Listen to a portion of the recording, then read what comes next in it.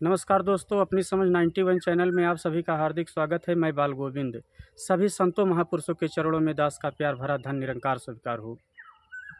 दोस्तों, आज दुनिया की उत्पत्ति कैसे हुई, आज का इंसान बड़ी उत्सुकता से जानना चाहता है।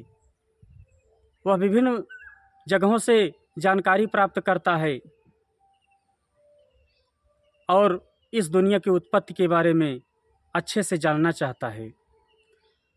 तो दोस्तों, विश्व की संरचना को जानने के लिए प्रकृति और परमात्मा दोनों की जानकारी अत्यधिक आवश्यक होती है। जब तक दोनों की जानकारी नहीं होगी, हम किसी एक को समझना हमारे लिए आसान नहीं होगा। परमात्मा के साथ साथ इस प्रकृति की भी जानकारी होना। प्रकृति दृश्य और अदृश्य रूप में व्यापक है।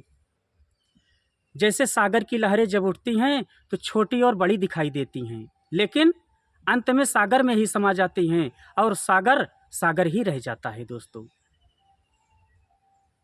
ठीक इसी तरीके से यह प्रकृति जो परमात्मा से उत्पन्न हुई है, अंत में इसी प्रभु में ही समा जाती है। दोस्तों, इसलिए परमात्मा के इस रूप को जानना ब्रह्मज्ञान का एक हिस्सा कहलाता है। जिस तरीके से एक इंसान ब्रह्मज्ञान प्राप्त करता है, उस ब्रह्मज्ञान को प्राप्त करने के साथ साथ इस प्रकृति की जानकारी भी प्राप्त करता है। क्यों कि यह प्रकृति उस परमात्मा को जानने के साथ साथ उसका भी एक हिस्सा है। वैसे तो दोस्तों, प्रकृति की उत्पत्ति की संरचना के बारे में अनेक विचारधाराएं हैं, पर पहले मुर्गी आई या पहले अंडा आया, सोचते सोचते कहीं ऐसा ना हो कि इसके गुणों और लाभों से हम वंचित रह जाएं दोस्तों, और स्वयं को इस जटिल पहेली में उलझाकर अपने जीवन को व्यर्थ कर बैठें।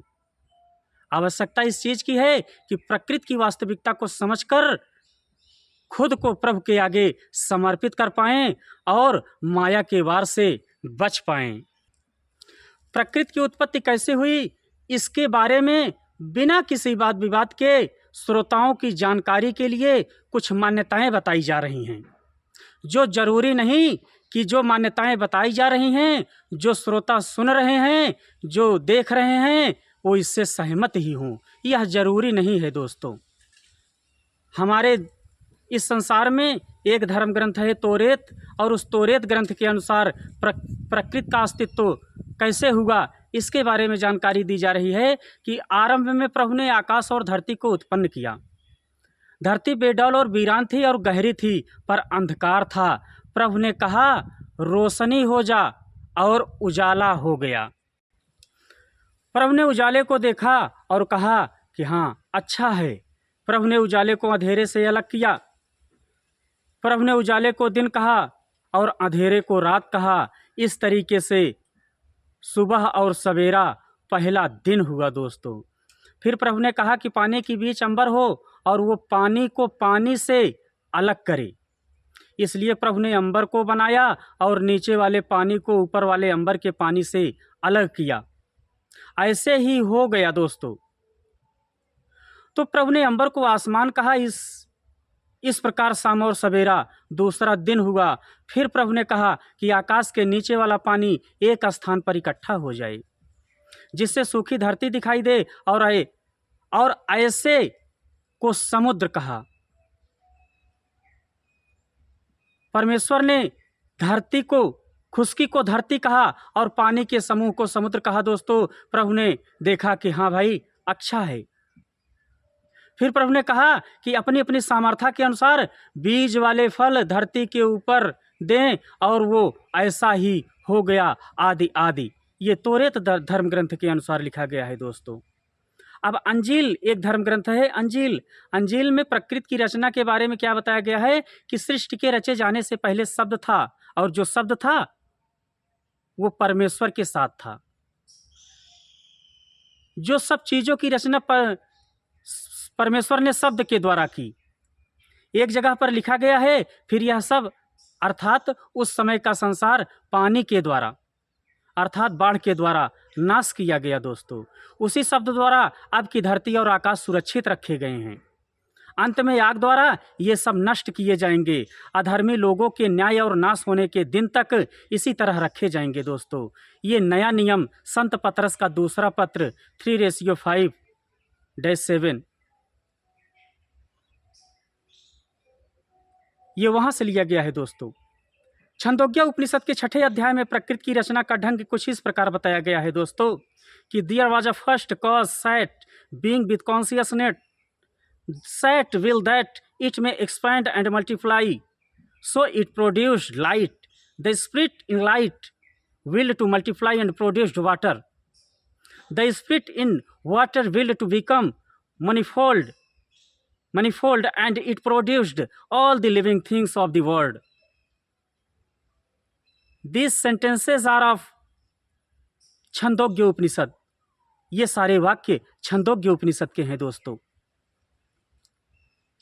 जो 6:2:1-4 यानी 6वां या दूसरा अध्याय जो कुछ भी हो इसके बारे में, क्योंकि मैं किसी विशेष धर्म ग्रंथ के बारे में इतनी बड़ी महानता हासिल नहीं किया हूँ दोस्तों, ये तो मुझे ये सारी बातें बहुत अचरज कर रही हैं, इसलिए मैं आप लोगों के सामने व्यक्त कर रहा हूँ कि इस तरीके की जानकारी इतनी उम्र हो गई दोस्तों अभी तक कहीं से नहीं मिली।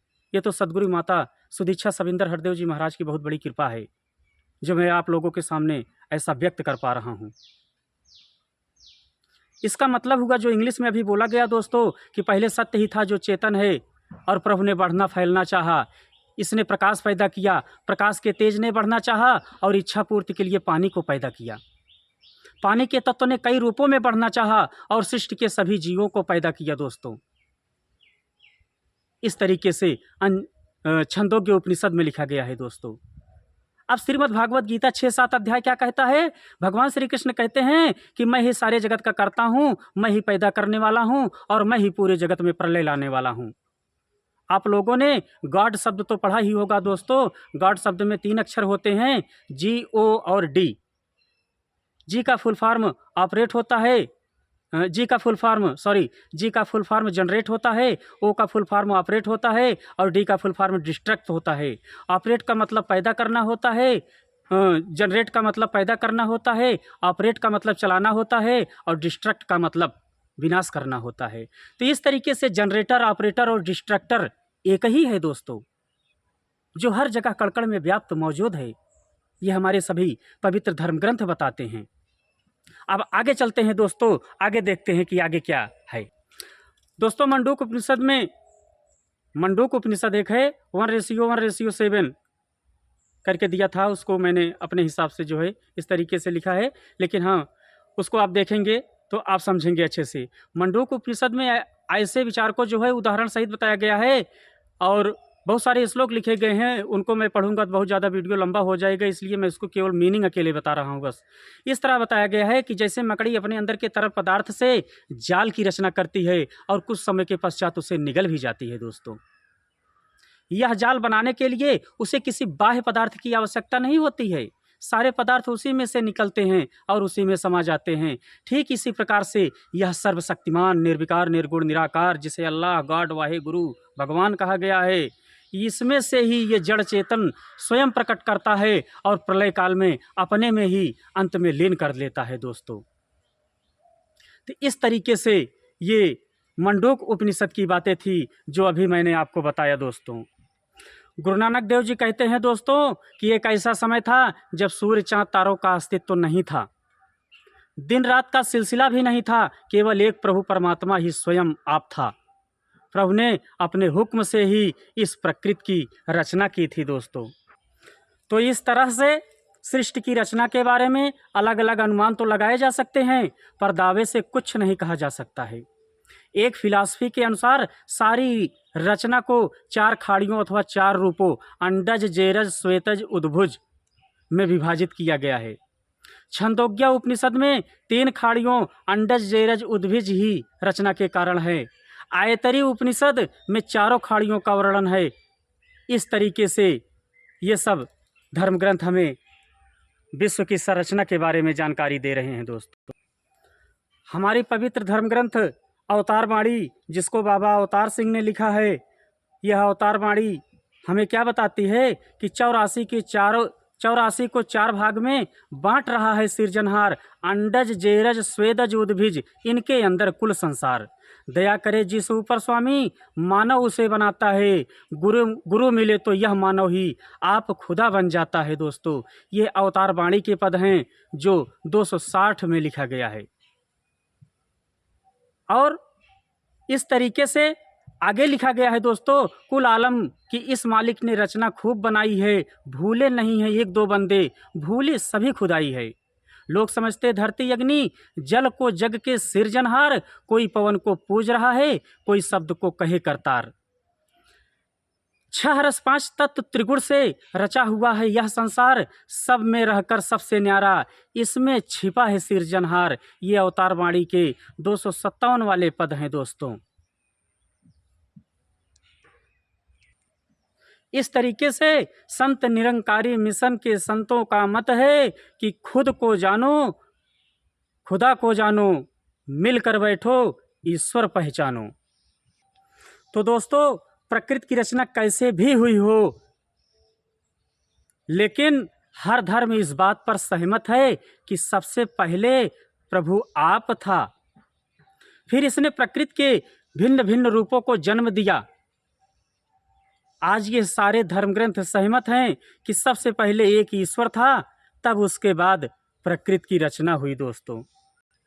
तो इस तरह विश्व की रचना में प्रकृति का महत्वपूर्ण हिस्सा है दोस्तों। तो यही आज का विचार रहा दोस्तों। यदि आप चैनल को पहली बार देख रहे हैं तो लाइक करें, शेयर करें, सब्सक्राइब करें। एक एक वीडियो बनाने के लिए बहुत दिक्कतें उठानी पड़ती है, तो आप सभी लोगों से गुजारिश है दोस्तों कि आप सब लोग चैनल को सब्सक्राइब करें और शेयर करें। और मैं अधिक ना बोल करके अपनी वाणी को इसी पर विराम देता हूँ। धन्यवाद। प्यार से कहना, धन निरंकार जी।